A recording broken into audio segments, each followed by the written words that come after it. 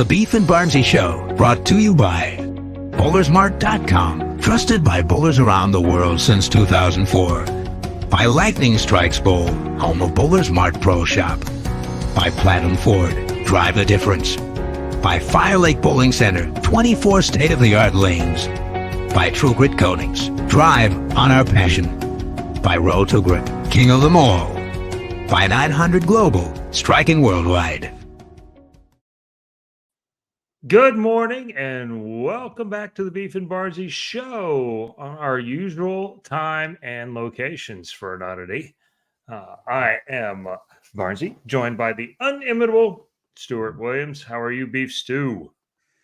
Doing okay. I've got a bit of an issue with my foot again. That wasn't a good idea. I did one of those silly things. I stepped foot in a gym, so of course I hurt myself in the gym. Trying to not hurt myself, so that was useful. But we'll see. I'm sure it'll be okay in a couple of days. What that is a natural athlete like myself is probably, better in the wild than, in the confines of a gym. So, what's been going on with you? not a lot. A little bit of bowling, a little bit bowled a senior regional on a short pad over the weekend, and then little league with one of our regular contributors here, Alan Riley. Watched the Strangers beat the Astros last night, or as the locals call them, the Cheaters. And your Austin is very much Astro town. I would imagine. Yeah. Well, it's actually, I've no real idea why. They could be either. Well, they've been winning for the last decade, and the Rangers haven't. That's probably mostly it. Yeah. I just have more people who are Astros fans than are Rangers fans, so yeah, it's easier for me. But Philly fans, talk to me. How embarrassing is it going to be if you get your World Series berth taken away from my D-backs? Let's go, D-backs! One more. This might be the least watched, World Series in history if it's Arizona and Texas. So don't care. Yep. We'll have a bet though. Oh yeah. Oh yeah. The thing that I thought was great last night was that all the Philly fans were talking smack, and there's two things they talk about is how loud their stadium is. Well, when you hit 4 runs in the first innings, it's very easy to be loud. Yeah. And the second one is how great their bullpen is, yet the D-backs keep scoring off their bullpen as well. So I text my Philadelphia friends and said I could hear the 3 D-backs fans in the crowd last night. So I had fun with it. So anyway, somebody asked me this. Is there a tournament you both wouldn't bowl, like payout format youth allowed? Almost always payout dictates whether I turn up or not. Like the amount of payout. Format will cause a lot of angst, but if the payout's good enough, we'll still go bowl. Yeah. But I think the one thing that drives me nuts is format of tournaments where they format the tournament to do what they think is good in the finals for the lesser bowlers, like the lower average bowlers, who probably aren't going to make the finals anyway, and who in no way ever go to an event based on the format. They go based on how many checks there are, or how many games are in qualifying, or things like that. So they end up losing some of the good bowlers because of the finals format, but I don't think it ever gets them any more bowlers in. So anyway, that was just an interesting one. Youth being allowed doesn't worry me. Yeah. I'm not a big fan of handicap tournaments with youth, and especially young youth. I do think there should be a minimum. Yeah. Your average would never improve faster than when you're a kid. So letting 10-year-olds bowl and going from 130, hitting puberty, and then averaging 160 is kind of, yeah. But All right, well, let's bring this Canadian person. Yeah, I'll let you introduce him. Go ahead. favorite thing. Well, he went to the World Championships as Canada's third best bowler ever. Won the gold medal in team and came back as the fourth best bowler. It's a two-time US Open champ, the TOC champ, and my doubles partner, Frankie. What's going on? I appreciate you introducing me as a person. That's a lot nicer than a lot of other things you could have said. Yeah, I felt like it was a little early in the show for the first F-bomb.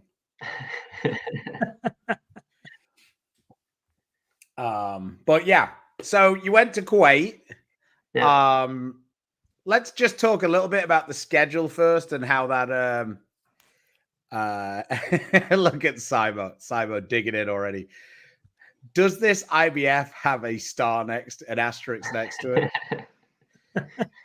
You can only beat who's there, Simo. You can only beat who's there. Exactly. The best team was still there. We beat Korea. So anyway, let's quickly talk about the schedule because I found it quite funny. I was texting with you and I was texting with Maria, and neither of you were particularly positive about how long you'd been there to bowl not very much. Yeah. I'm basically a local. I feel like I can get around Kuwait pretty well by now. We spent 2 weeks there, and yeah, the singles event is the one that took a really long time. It almost took a full work week just to bowl the singles event. After that, it started going a little bit faster, but the singles event took a while. But after the singles event, you started bowling less and less. I mean, my man's feeling himself. Yeah. Simo says they are the best because Simo isn't on Team USA. Yeah. Works out well when you bowl with EJ, though, mate.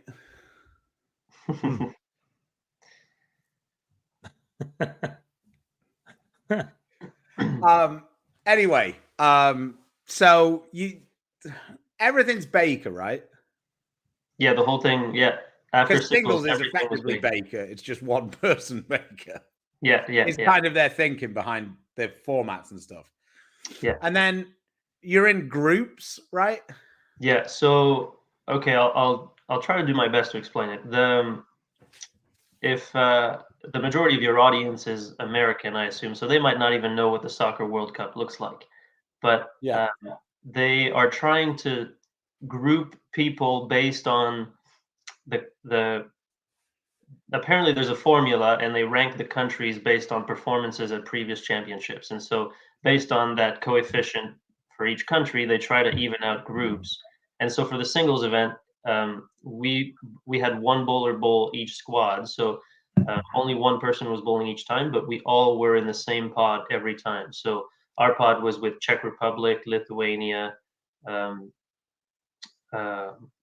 It's been so long, I forget. But every person bowled the same countries, and obviously it was a different individual for each country in each pot. But they were groups of 6, and you bowled one game against every person in the group, and it was 3 points for a win, 1 point for a tie, and no points for a loss. So at the end of the day, the average didn't matter. You just had to win matches. And so they kept track of the wins and losses.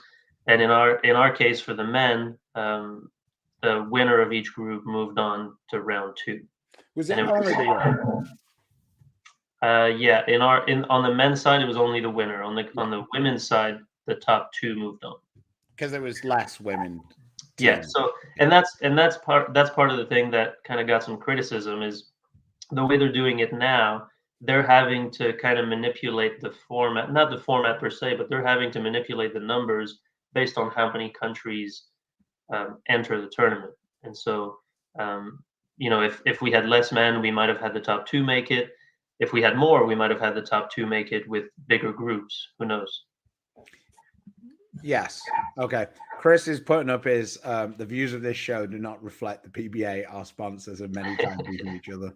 So this is his new message that he's spreading. So that's fine. Talk to me a little bit about tiebreakers because I enjoyed tiebreakers there. Yeah, the tiebreakers for. Oh, actually, just wait 1 second. let's just the people in the chat. If you bowled a group, would the tiebreaker be result between the two bowlers, total pins, or just a roll off? Which would it be? No idea why I just got balloons, but I did. So let us know. Do you think it should have been result between the two bowlers? So if me and Frankie tie on 5 wins, say, but I beat Frankie in our match and I lose to somebody else, you would think that that would be a reasonable tiebreaker between me and Frankie. Or you could go for the tiebreaker, which is whoever knocked over the most pins. Total pins. Nice balloons. Yeah, thanks, Alan. Appreciate you. No idea why it did it, but I like it. This is my favorite right now. Is it not going to? There we go. Thumbs up. Nice. So anyway, yeah. It looks like a few people are saying total pins. What did they go with, Frank? It was a 9th and 10th frame roll off. 9th and 10th frame. Yeah. Okay. Which we believed it was a full game, but they went with the 9th and 10th. And I think the general theme as you go through this format is they're looking for excitement all the time. They're not really looking for any downtimes. And so the one thing that format did is it did put a lot of importance on every single game you bowl. If you bowl if you build a 6-game block, the first couple games, the spectators can go for coffee or whatever, and then they come back when it gets interesting. In that case, you had to be ready to go from the start, and every game was important. So that was one of the positives, but there was also a lot of criticism coming from a lot of the countries there.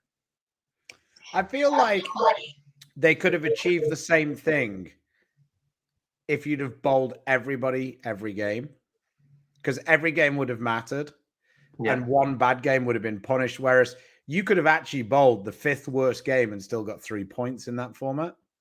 Yeah. So, I mean, that's a perfect example, right? So my singles event didn't go very well, but I had a chance to go to a roll-off with the guy in our group who averaged 235. There was a 2-handed lefty from the Czech Republic.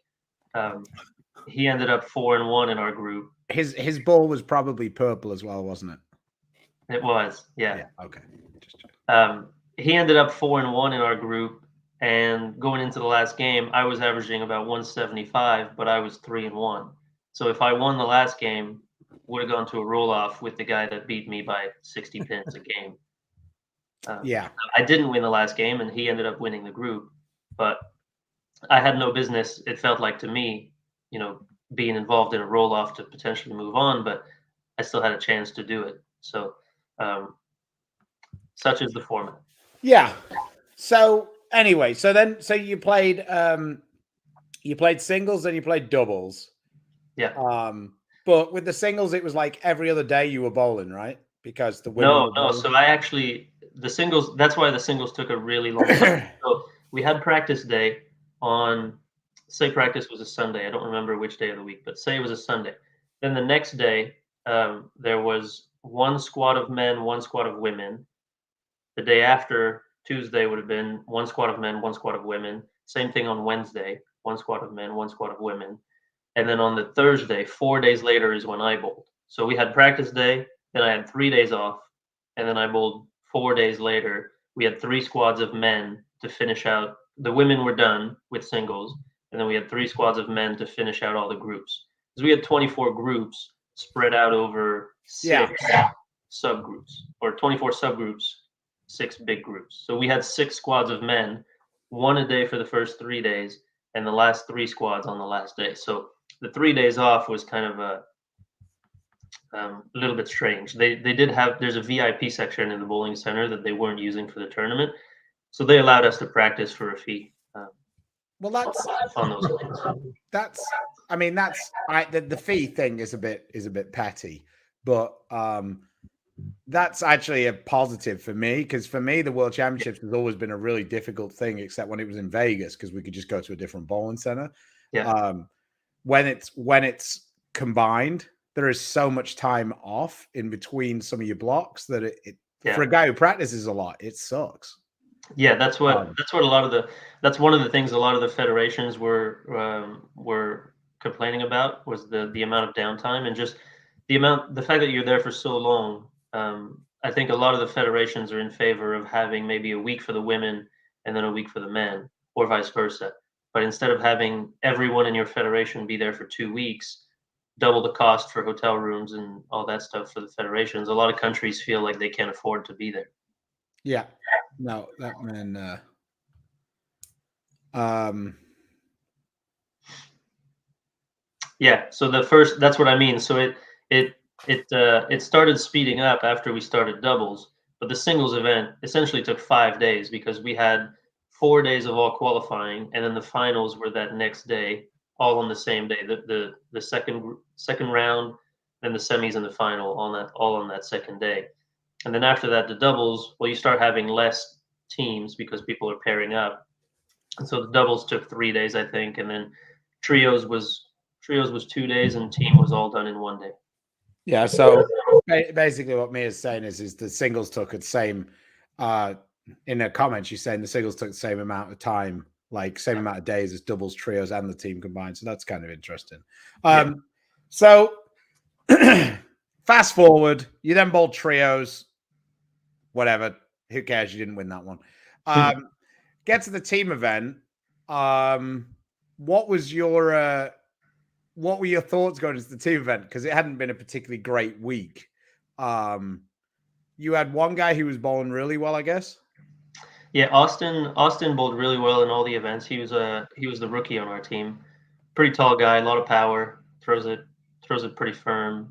Pretty big rev rate too. Mitch had a pretty good look with the purple, and we had another guy on our team, Nathan, who one of the twins that bowls the PTQs on the PBA. He had a pretty good look too. He made a run in the singles event actually, but he had a purple hammer. So it was pretty clear in our heads that these three with the purple hammer would go third, fourth, and fifth in the lineup, and then we'd decide who from the other three that have a pitch black wouldn't be in the lineup because they had a really good look, and it was a little bit more of a struggle for us. But I felt like obviously my singles event was pretty bad. Tried reactive, I tried a bunch of different things, and it didn't work. And so after that, I decided to commit to the pitch black because everybody was throwing urethane, and you kind of have to. And it got better as the week went on. Just different surface strategies, different part of the lane, and yeah, the team event was actually the toughest cut to make because the group stage. So the format was the same for all the events. So there's 6 teams per group, and we're bowling 5 games for the round 1, the qualifying. But you're bowling a Baker team game, so that's 1 game per person for the team event. Yeah. So that was actually the hardest cut to make because it was the same idea. The top team from each group moved on, and our group had Germany had a pretty strong team. Czech Republic had a pretty strong team. So that was the toughest cut of the week to make, probably just a Baker team event, 5 games only, pretty tough sprint. And we ended up, I think we won every game in our group stage. So we moved on to the next round, and then the next round was 8 teams, and the top 4 made the middle round. Right. Yeah. I was about to say, just a couple of people were bringing it up. I actually think that morning, Mr. Eddie says congrats to Frankie. Thanks. I actually think that the international events are one of the positives of urethane. Like, and hear me out, because I think that it makes it so that like almost all of the teams could win. Like, whereas when it was with reactive, it was literally like there was like 3 or 4 teams, like realistically, who would be almost for sure in, and then like the next couple of spots was kind of up for grabs. But now, because urethane makes the lane so much more like simple, it feels like that from the outside, there's been so many more. I don't want to use the word random, but like unexpected, I guess, is the best Lithuania won the gold medal in doubles at the World Championships. So I think that as an event, if I was going, it would piss me off because I think that it doesn't necessarily showcase the skill of the entire field. But like for a sport that wants to provide to show that it's inclusive and like all of these people can be competitive, I think that that's one of the actual few positives that we get from it, because obviously you've got all of these countries who don't necessarily have a chance to compete in other sports being super competitive in that. So that's one of the few positives, I think. Yeah, that's the argument with not just with the urethane, but with the format also. Yeah. It's one of the arguments is that format levels the playing field a little bit more, or a lot more. So it gives everybody a chance to win. So depending on what you're after, depending on what their goals are when they're hosting this tournament, if they want to give everybody a chance to win, that's what this format does. So it's debatable if that's what it should be at a world championship, if you should try to give everybody a chance or if you should try to reward the best team. But from that point of view, if that's their goal, then that accomplishes that. Yeah, for sure. It sure appears to be equalizer formats. I mean, so we've got some good news here. Skillins is back on the lanes. So that is unexpectedly quick. My man tore his bicep off the bone. it was going to be a minute, was what we thought. Doesn't sound nice. Oh.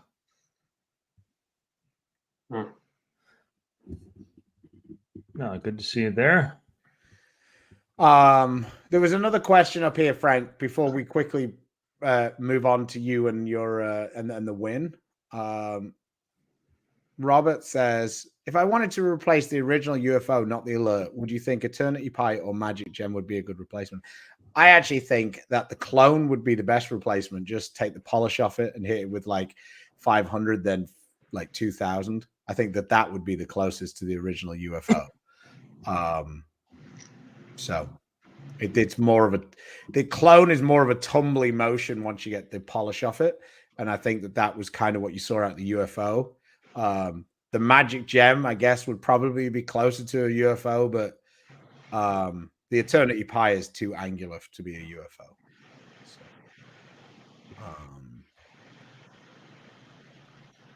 So the new balls you drove, what'd you like, Frankie? I like the TNT infused at first glance. I've thrown it on something in the range of 42, 43 feet. And I've thrown it on a house pattern too, and I kind of like that one. Probably not a bad idea to knock the polish off just a little bit, just a touch. What else? The categorize it as angular or smooth? Well, no. So to me, you mean the infused? Yeah. It's a little bit more angular than I thought it was going to be. And obviously it comes polished, so that probably makes it a little bit more angular. But the reason I said I would probably knock the polish off is when I was bowling on 42, 43 feet, as I moved left, I kind of had a little over under. If I missed left, it just had a tendency to kind of miss that zone.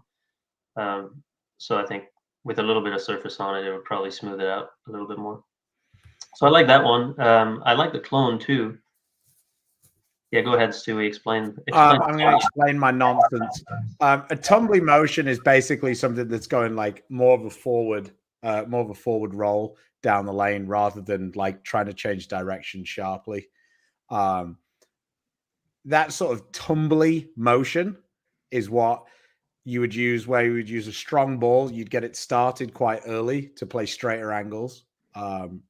If you need to use reactive on a short pattern, that's kind of what you're looking for. You want the ball to tumble down your hand.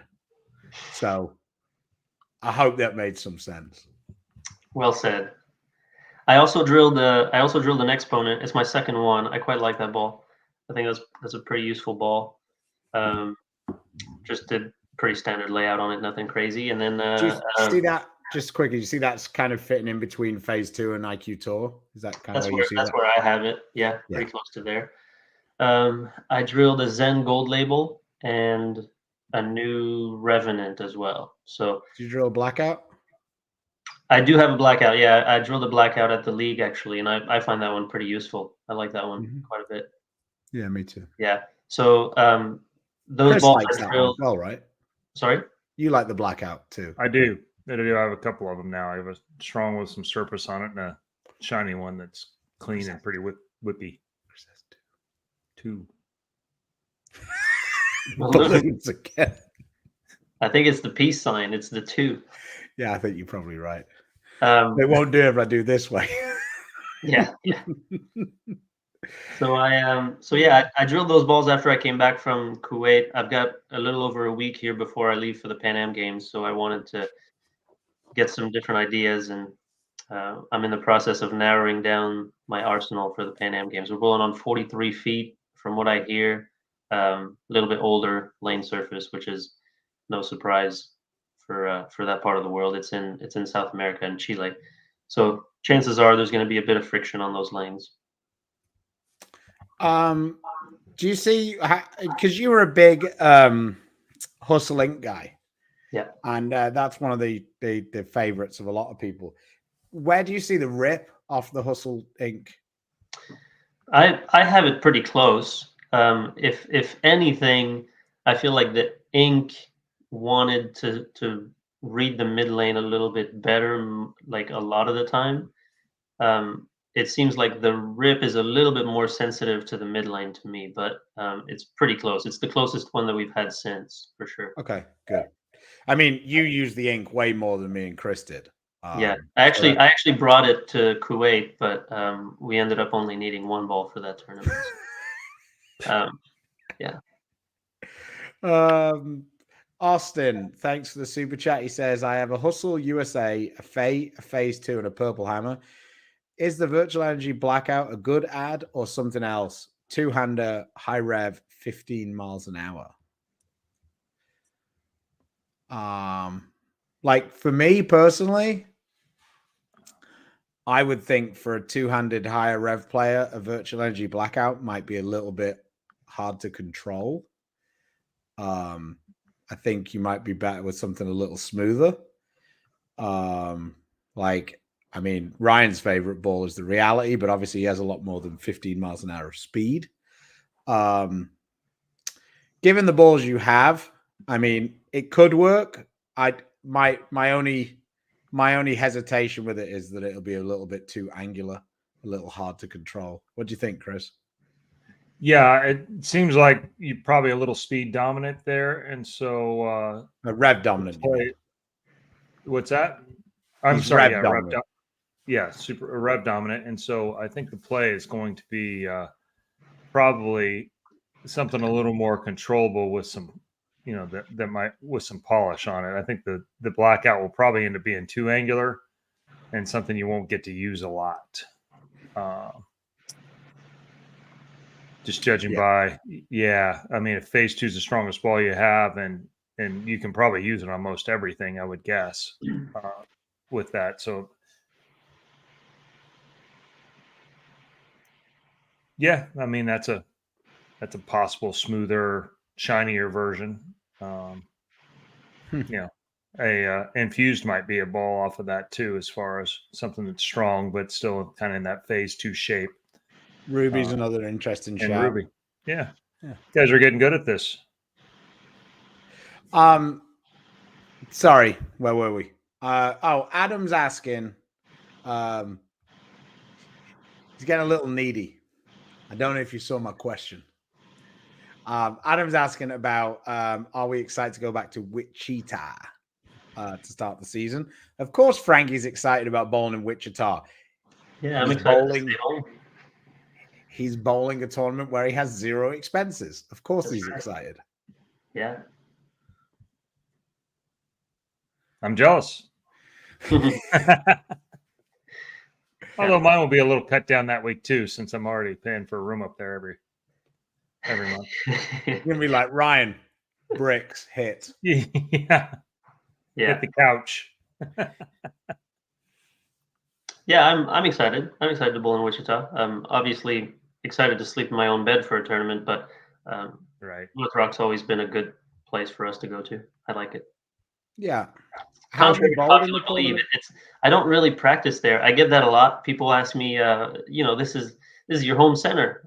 Well, I mean, I live here, but I don't bowl there a whole lot. I'll sub in league every once in a while, but most of the time I practice on the lanes on campus at Wichita State. So I actually don't bowl at North Rock as often as people might think. I was about to say you're a bit like Tom Doherty in the whatever that place, university or whatever it was in Tampa that he bowled at. The only reason he won every tournament there was because that was his home center, and he'd bowled at it about 3 times since he was 17. Yeah. He bowled league there once as a junior, and so that's why it was his home center. He's 45. Yeah.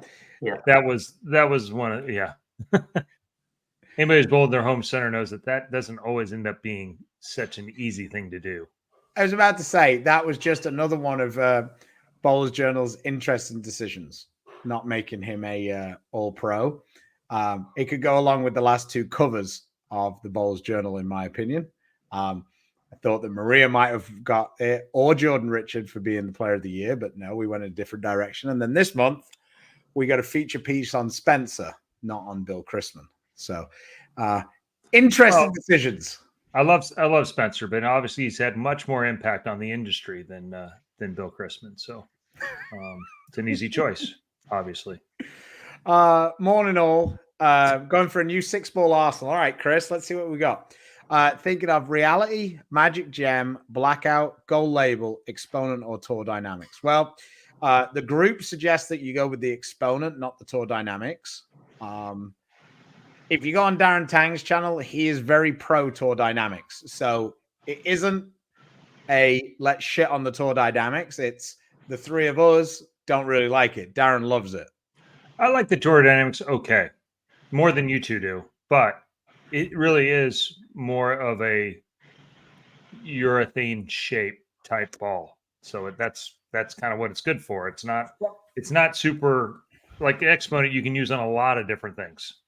Way more versatile ball. I was about to say, I think the difference is this, though. The guys who I'm hearing who like the Tour Dynamics have way lower tracks than me and Frankie.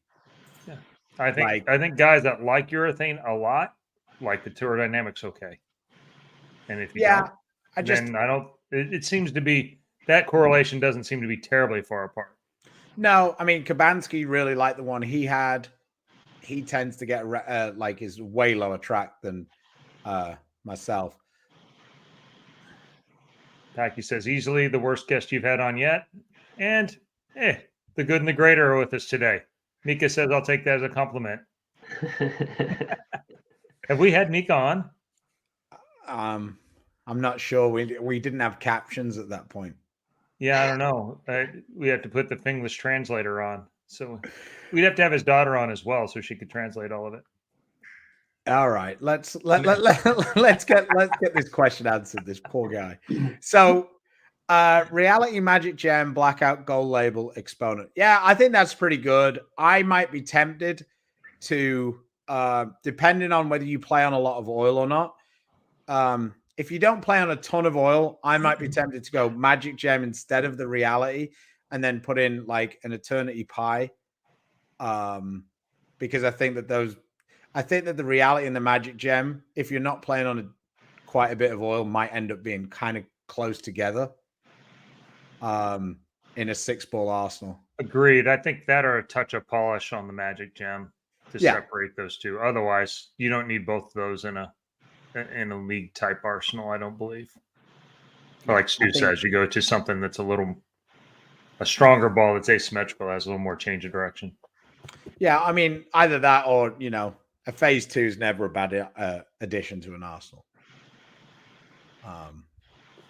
Phase 2 and Exponent can get a little similar, but I think there's a bigger gap between those two than the Reality and the Magic. So, yeah, I just think the Exponent cover is quite a bit less than a phase 2, and the core also is a little bit higher RG, a little bit less diff.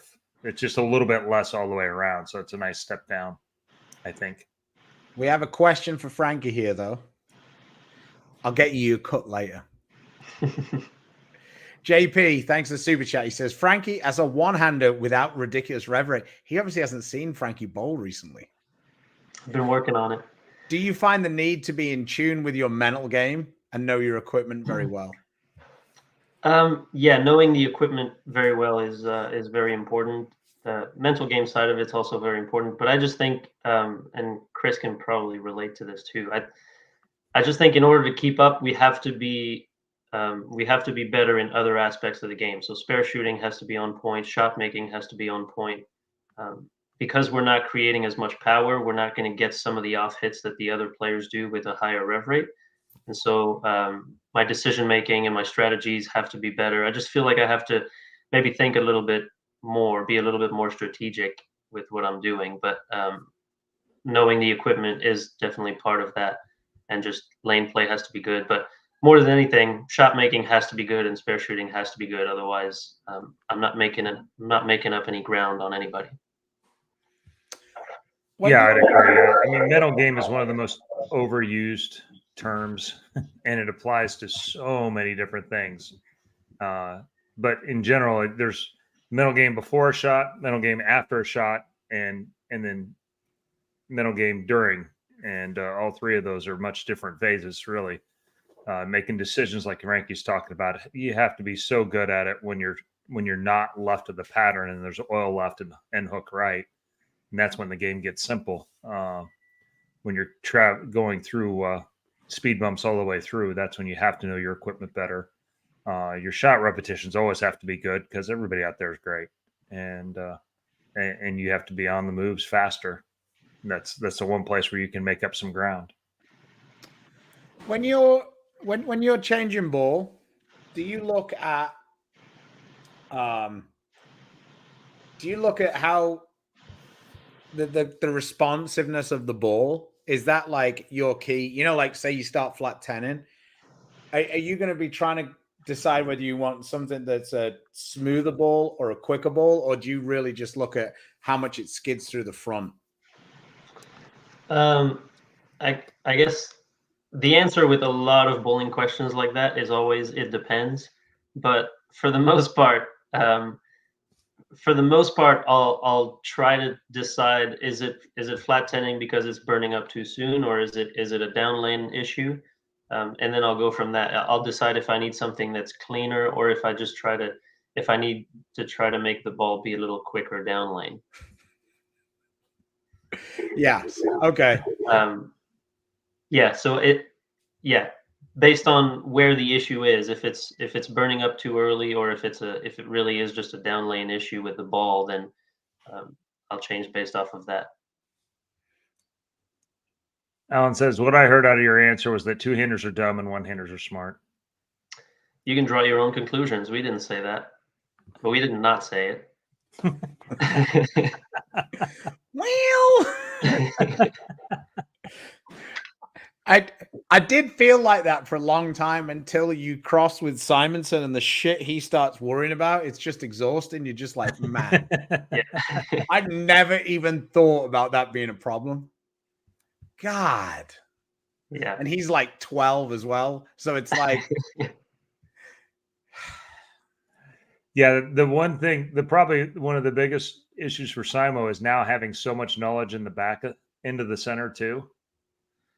Like I knew when I worked in the back end of the bowling center, I heard everything in the back. You could hear a ball call, you could hear a ball spinning, you hear things that as a bowler you don't want to hear it or pay attention to any of those. It's just a distraction. And yeah, he seems to be very aware of a lot of things in the bowling center right now that it seemed to occupy his mind. But I guess striking's come so easy; he's got a lot of spare time to think. So. Did you happen to see any of the highlights? Because I didn't watch the show, but I saw the highlight videos. Did you see EJ throw like 17 strikes or whatever it was in that video?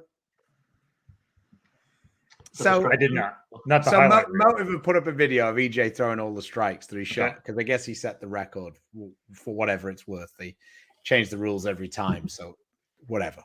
So almost every single shot he threw was a messenger. It was ridiculous. Like, I'm just like, this is like EJ's season in fast forward, except it's 90 second tournament.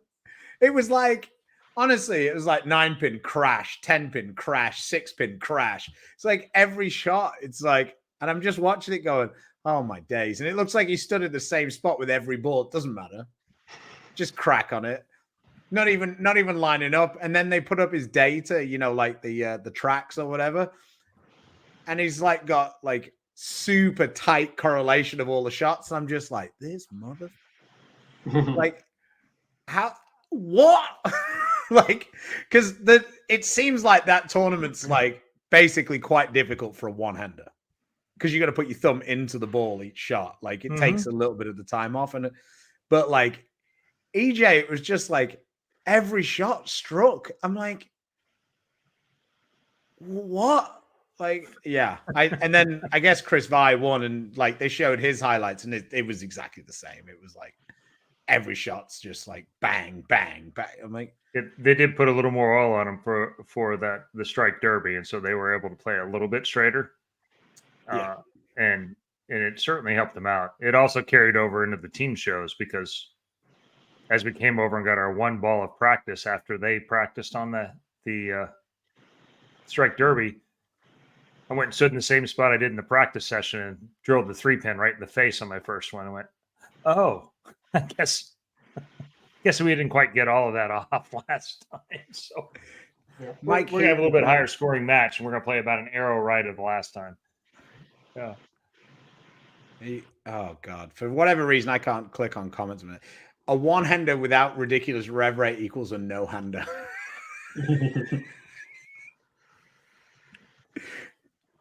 Seymour, yeah, you need me. Mental game and equipment knowledge, regardless, for the most part. Yeah. Yeah, I mean, the other thing as well is people think mental game is not kicking the ball return when you get 9. Yeah. That's the after a shot part of the mental game.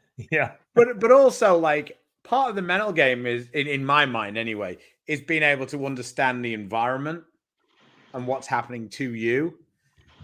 It's not just like staying in the moment or whatever, you know, platitude or whatever you want to use for it. So they must have headed it out as 4 buckets. Yeah, probably.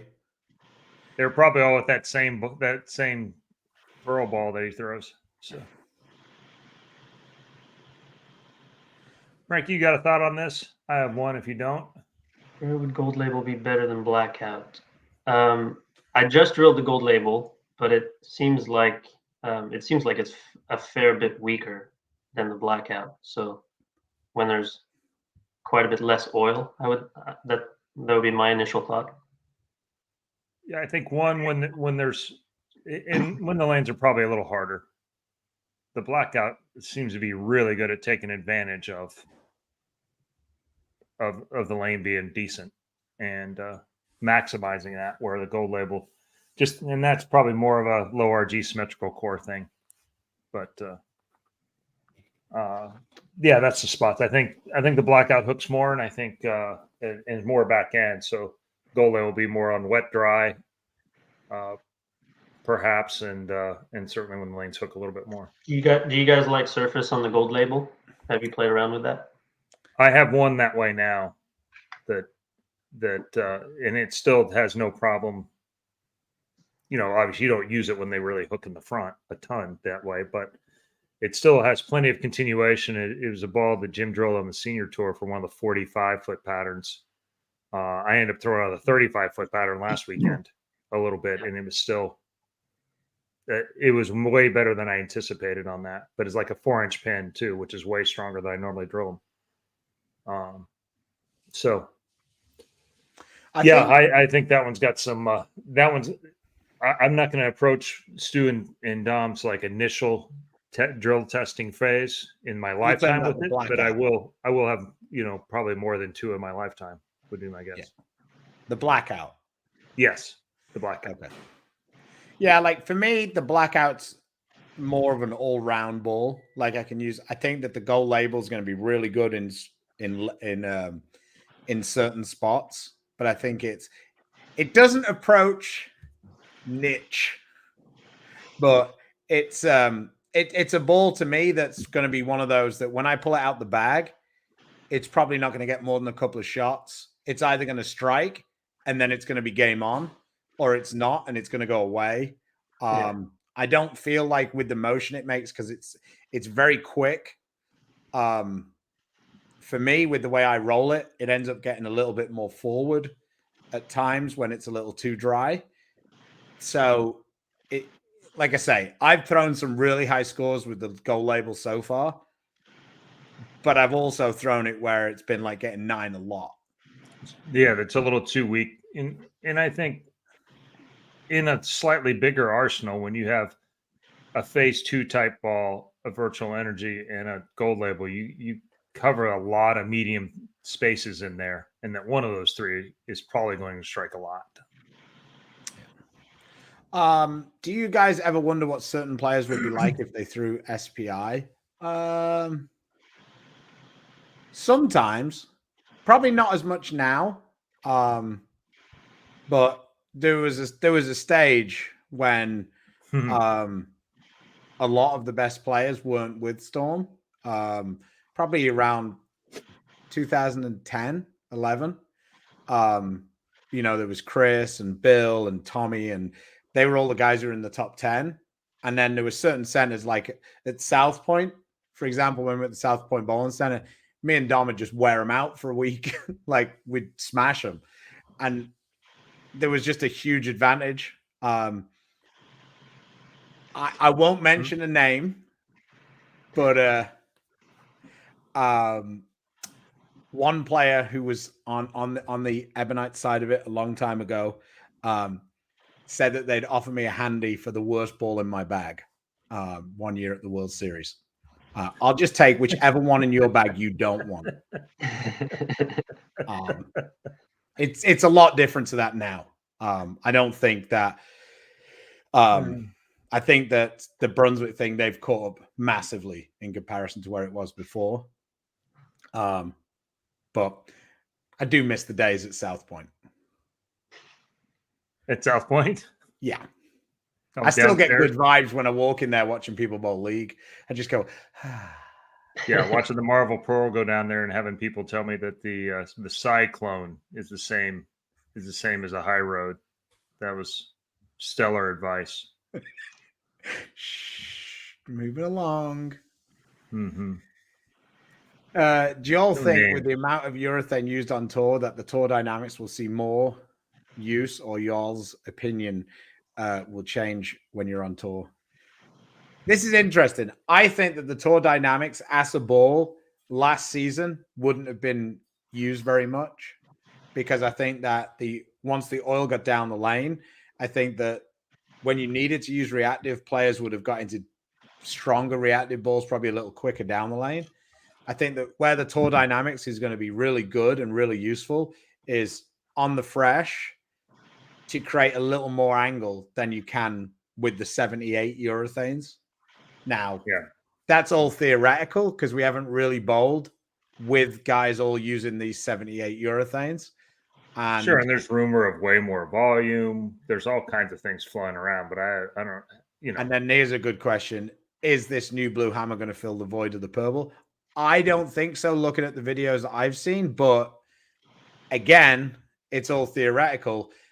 And also, some balls have been kind of like that, where they're kind of like a really mild reactive. And part of the issues that they've had, in my experience, has been that the patterns have all been stretched so much with urethane that they look fine until the oil carries down, and then they're garbage because they won't hook early enough and continue. So they look like they have a little reactive in them. Now they look pretty good in the house shot. I watched Chapman have a 19 bagger last night with it. The front 19. Mm-hmm. Now, the rest of the story is he shot 750. So, yeah. Now, like I say, that's just that's just how I see it. Like, I don't think that you can create that super early motion and as much hook when the balls are at 78. So, like, for me personally, I think I'll be able to use 78 urethanes and back them in, and I'll have a good time with it because that's what I did like 7 years ago. Playing straighter with them and that Yeah. kind of thing. Yeah. And creating more and more left. Same. But who knows? You know, Yeah, we don't might really get out know. there and like half these guys might still be able to hook the ball a bunch. Well, I don't think Jesper and Jacob are going to struggle to, it turns out when your rev rate's massive, Jesper 600 and Jacob's 550 with low ball speed, he's not going to struggle to get it to hook. Really low ball speed right now. Well, you're on the one stepper. It's yeah. Actually, I kind of like this question. Strike derby or trick shots? Although he's probably better suited to answer it than we are, as a fan. Shout out to Alan, by the way. He shot 300 last night. Oh, nice. First Good one in a work. few years. Huh? Said good work. Yeah. That's awesome. Very nice. I wouldn't have a mind video, seeing- but I can't. I wouldn't mind I haven't seeing quite got trick it up shot on here yet. come back. I don't think I can. I don't think I can show it. So Sorry, go on. So for me, the problem is they need bowlers to mark the trick shot competition, not people who don't really do anything. Because Oscar threw the ball over a chair, over a bar stool, but it was at the arrows, and he got the same score as Parker Bones' kids doing the billiard ball shot. Like, Emily could have done the billiard ball shot. yeah. Because you just hit the first one and you've made it. What's impressive about it is setting it up. It's not completing it. Oscar did something that there's probably two other people in the entire universe who could have done, and he got the same score. Well, that was because the players didn't rate it, because the competition was completely over as far as the rest of us were concerned after that. Yes. Everything else is a trick shot, a setup. It's entertaining. But that was a skill that I don't know anybody. We basically lofted it 30 feet, and then he ran the 8-pin over. It wasn't like he slid just got out it over it. That ball, it went over the chair at 20, got out to 8, peeled back through him like he was throwing it normal. It was. Yeah. We just kind of. I remember sitting on the bench, and we just looked at it and went, "What the?" Yeah. Like. Yeah, I remember. I can't get it over the chair, let alone have enough rev rate on it to actually make it pick up at any point on the lane. After Parker made that trick shot, Norm said two of the funniest things I've ever heard. Because Chris had his kids come out and help him for the previous shot. And Norm said, "Oh my God, Parker, I can't believe it. I can't remember the last time somebody used their kids in a trick shot since the last guy." Yeah, I used our kids. We did a 3-ball, something to the righty-lefty thing or whatever. And I mean, of course, it was exactly what it was. Entertainment. It wasn't a hard shot. It wasn't anything. But then Parker followed it right up with the billiard shot. He goes, "I will now use just this finger to knock all the pins over," and walked up and pressed the reset button. And then sat back down. And they were like, he goes, "Score it." Yeah, that was when it was off the rails a little bit at that point. But actually, the real question, though, you like the strike derby or the... I find the strike derby a little tough to watch, but I don't think I'm the right customer. So, and to be fair, the trick shots after a while got fairly repetitive, and so I think you do have to breathe. It's hard to come up with a lot of brand new trick shots that haven't all been seen before. Yeah, I like the strike derby. I think that it might get a little stale if it's the same 5 guys doing it every single time. I think that's what MLB managed to do quite well. The guy who wins kind of stays in it, but it's kind of a bunch of younger guys or different guys. Like, they kind of use it as a showcase. Yeah. Whereas we end up with just the same guys making it all the time who are on everything else. So this is a bold one here, Frank. Over under on 6 US Open wins. I'll take the under, and I'll still be happy with 5. It wouldn't bother me at all to take the under.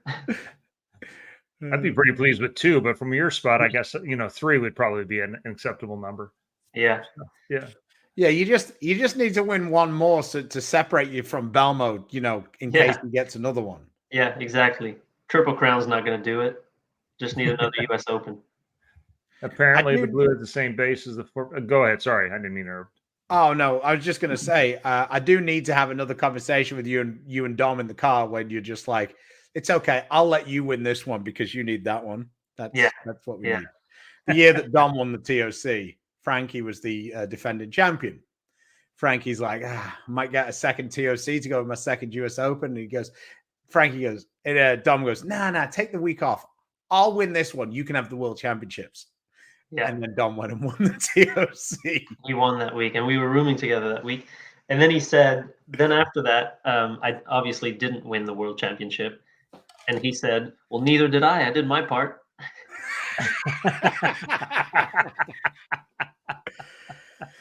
Oh, shit. Well, the good news, Frankie, you're only 5 titles away from being Hall of Fame eligible. So, yeah. The old bowling chicken and the egg conversation. Does being relaxed help your ball reaction, or does having good ball reaction help you relax? Well, it depends on whether you have a psychology degree or you're just a bowler. I was about to say, or you're realistic. Well, careful. My wife has the psychology degree. I understand. Yeah. We do occasionally have these conversations. As it turns out, I run a little bit higher uptight than she does.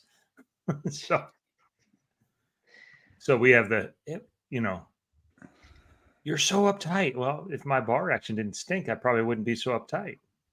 But the chicken and egg conversation. So occasionally when you see me skip, that's pretty much what that's about.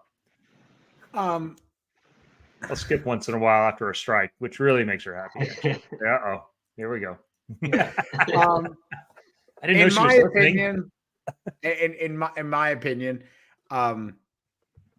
you only get relaxed by having good ball motion.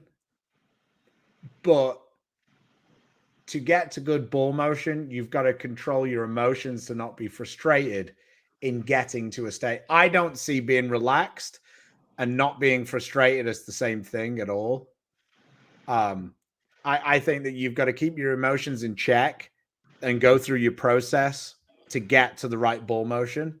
And I think that what Simo and EJ especially do, maybe not so much EJ, but Dom does it a lot also, is they just don't care about shooting a bad game. It's like, because they know that those frames are just being wasted trying to play safe, because that isn't the right answer.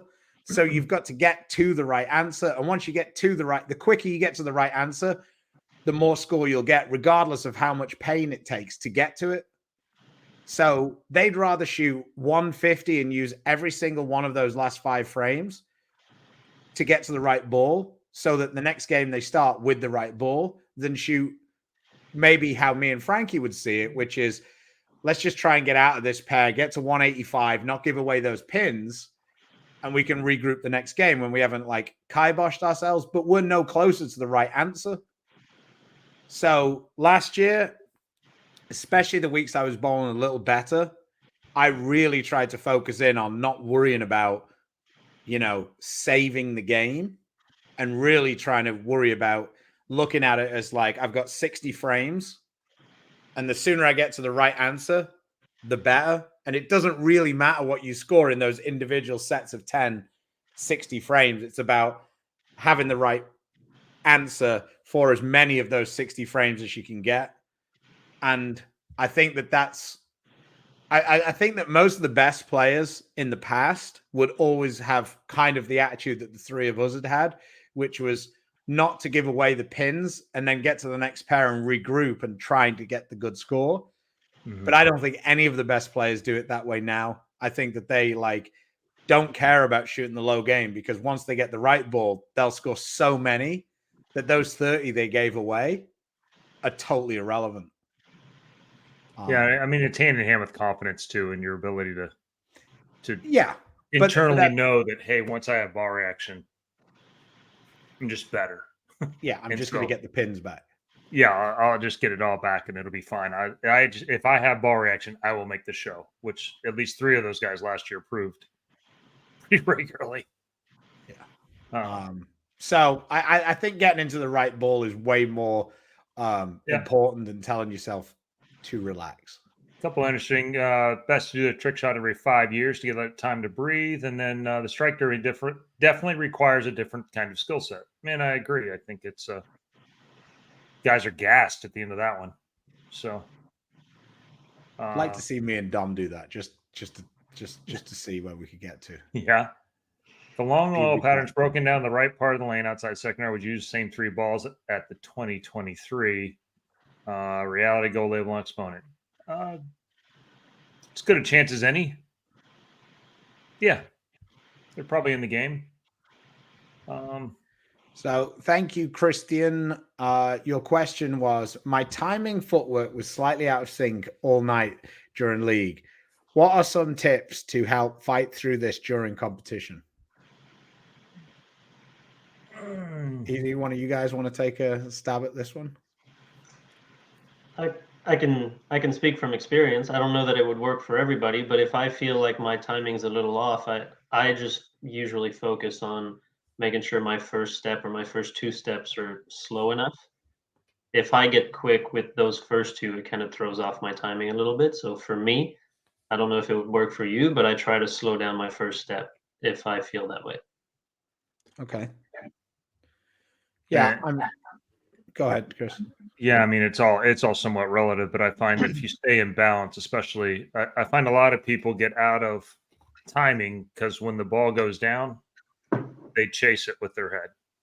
And once they chase it, then your feet get quick to get back up underneath your body. And so if you can stay centered and basically limit some of that early motion in those first couple of steps, then a lot of times it seems like the timing and footwork, if it's normally pretty good, will stay pretty good if you can get out of those first couple of steps, basically through the push away, and still be centered and kind of in balance. So I focus on that when things don't feel right. Yeah, I mean, like for me personally, when I'm feeling like that, I try to throw the ball really hard or really soft, because both of those for me are a lot easier to to get my confidence back to making a few good shots in a row. So I kind of, most of the time when I feel like my timing's off, it's usually because I'm trying to manipulate it too much. So I need to just get back to something I know I can kind of repeat. So 2 things before we finish the show. We haven't quite got you to talk through the final match because we kind of went off on a tangent.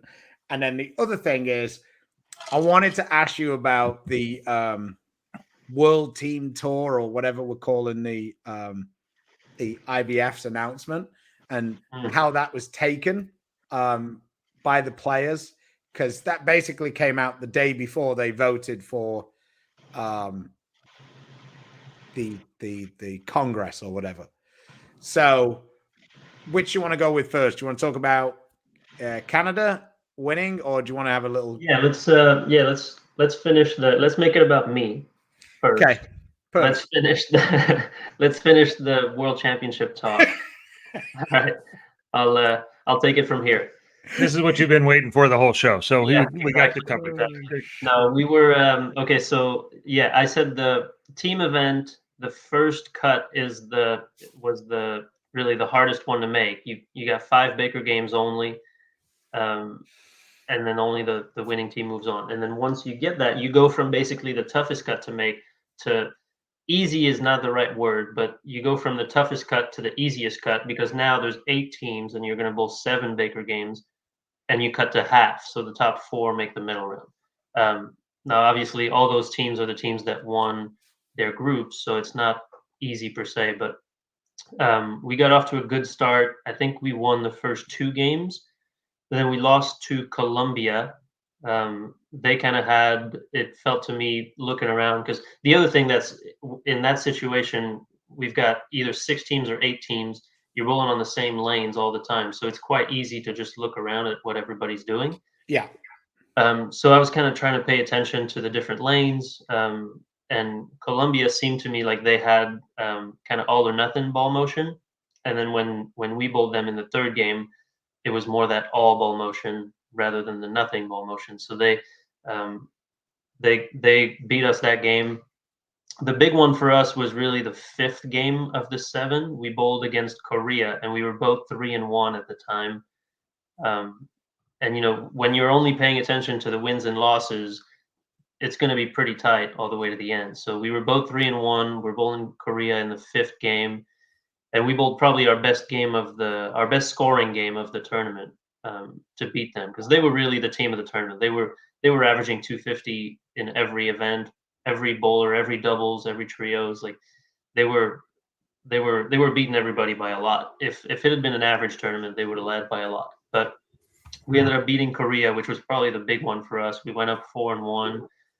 And then the way that the standings were, we were the only team at 4-1 at that time with 2 games to go. So really one win in the next 2 games was going to get us there for sure. Worst case scenario, we were going to be in a roll-off. We bowled Kuwait the next game, came down to the 10th frame. Mitch, I think, spared and got 8 on the fill, which meant that the other guy could strike out to win by 1. The other guy got the double, but then got 7. So we won. We got lucky and won the game. So we were in for sure. But it was really interesting the way it worked out, because every other team was tied on 9 points.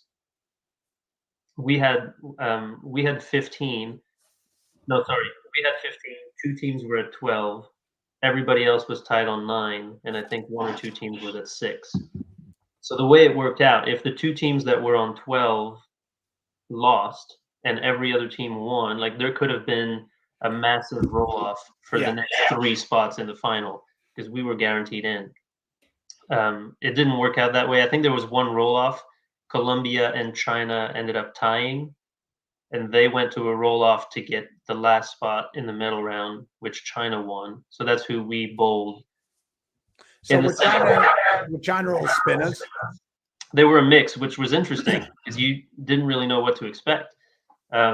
We bowled them in the bronze medal match, or in the semifinal, and we lost the first game. We didn't bowl a very good game. There were definitely some nerves. We had quite a few bowlers that hadn't really been in that situation at a world championship, and just overall the game wasn't very good. So just had a short chat with the team after the game, like, hey, it's okay to be nervous.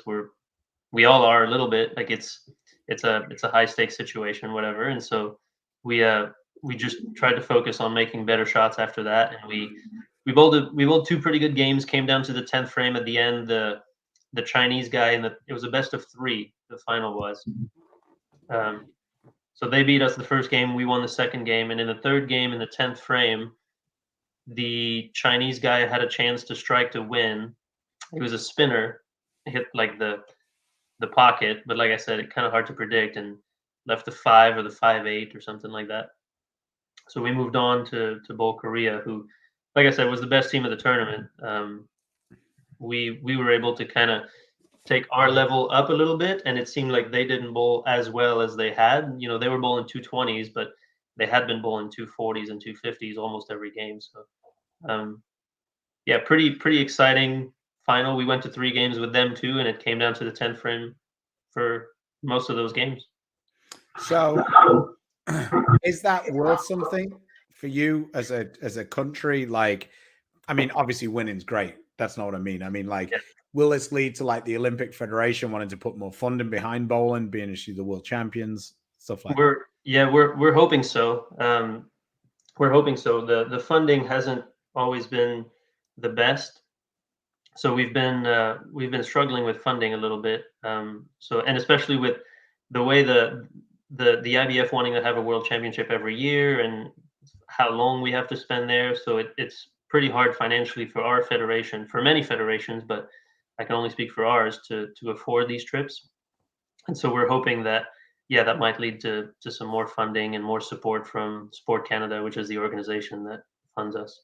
And didn't the Canadian ladies do well also? Yeah, everybody. So this was the first time. It was the first men's team gold medal, which was pretty cool for Canada.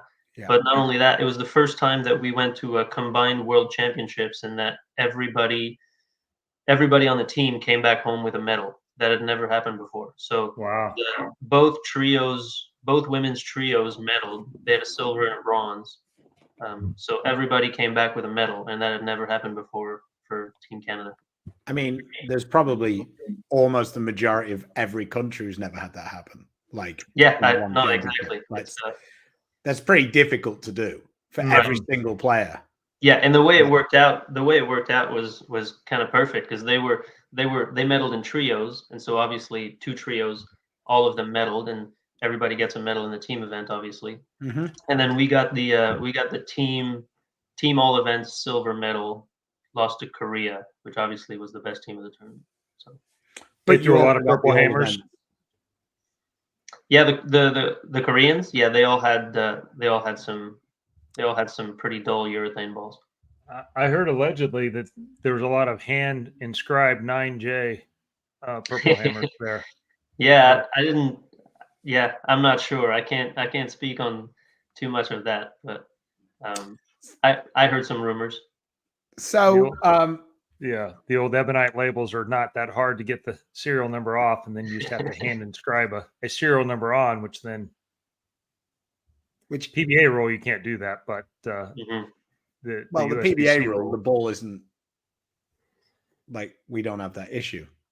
Well, at the regionals, you could until in the next month or two, because that is the USBC rule, that when your serial number has to come off, you have to. You don't even have to put the actual serial number back on. You have to put on an identifying mark, I think it says.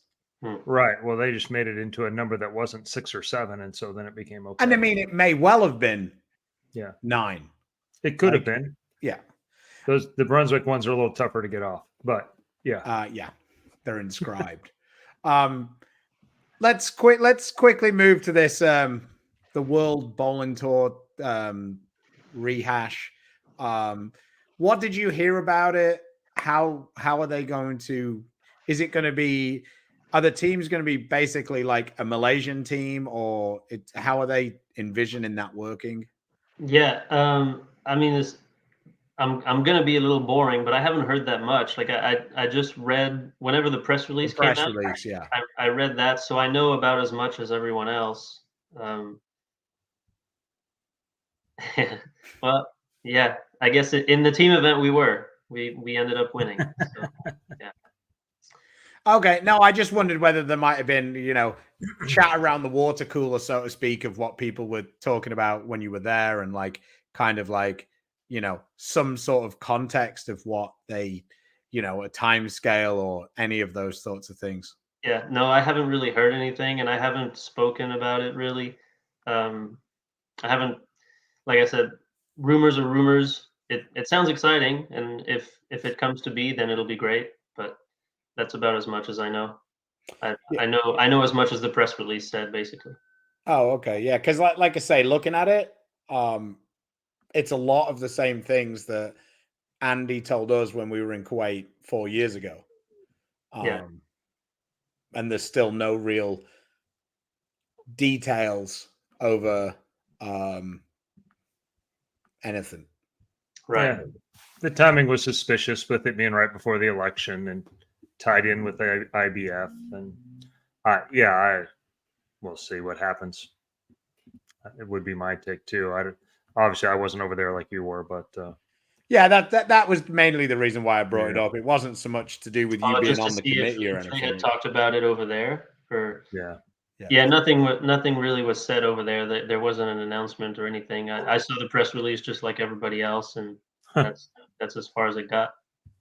I was quite happy, I'll be honest, to see that Mike Seymour was put into the CEO role. I think he's a really good dude. I think he's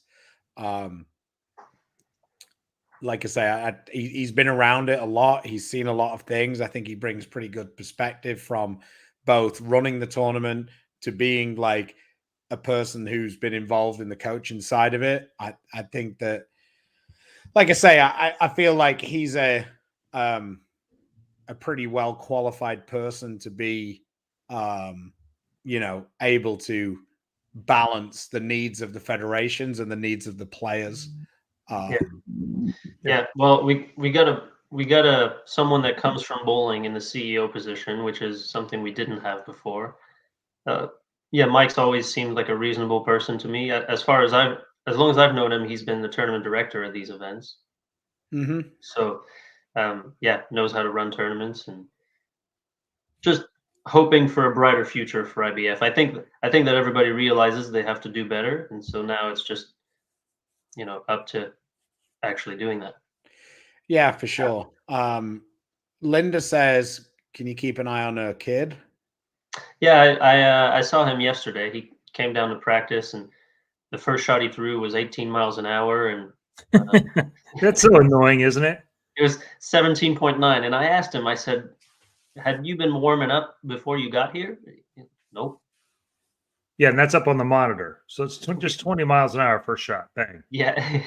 What? I bowled them in Longview, and you had that start, you bowl a match, you stop. You bowl a match, you stop. Yeah. And my first one, I look like D'Entremont now.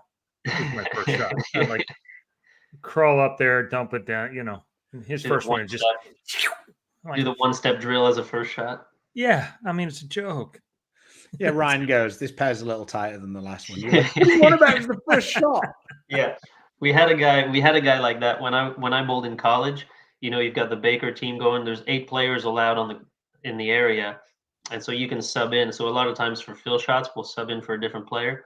And we had a guy who it didn't matter how long he hadn't bowled. If it was the first shot of the day, whether it was 7:30 in the morning or 2 in the afternoon, first shot of practice, he would set his feet and everything, and he'd pick a board. He wouldn't just walk up there. He'd actually go through a full shot. So he was great for fill shots. We actually put him in. We bowled a Baker 300 at the Nationals in Reno, and he wasn't in the lineup, but we put him in for the fill ball, and he struck perfect shot. That's cool. Wichita did that last week in North Rock too. TJ came in for the fill shot. Oh yeah, and shot 300. Nice. And but anyway, we've they probably wouldn't have brought him in to shoot the 10 pin. There's a new video where he addresses that a little bit. I know. I went to watch a little bit on Sunday. I caught the end of qualifying on Sunday, and then they went into match play, and so I guess they led by a lot, and then they bowled Oklahoma Christian, and ended up getting swept 3-0. It didn't matter who they bowled. No, they bowled 20 Baker games, bowled on all the pairs, never shot less than 220 in 20 Baker games, and then shot 3 straight games under 180. Yeah, 140, 150, 180, I think it was. Is that CJ's team? Petrin? Yeah, CJ Petrin and Fleming's son bowls on that team. Yeah, so. I saw Paul Fleming there. Yeah, Connor. Yeah, not really fair to bowl against God on a Sunday, I think, but whatever.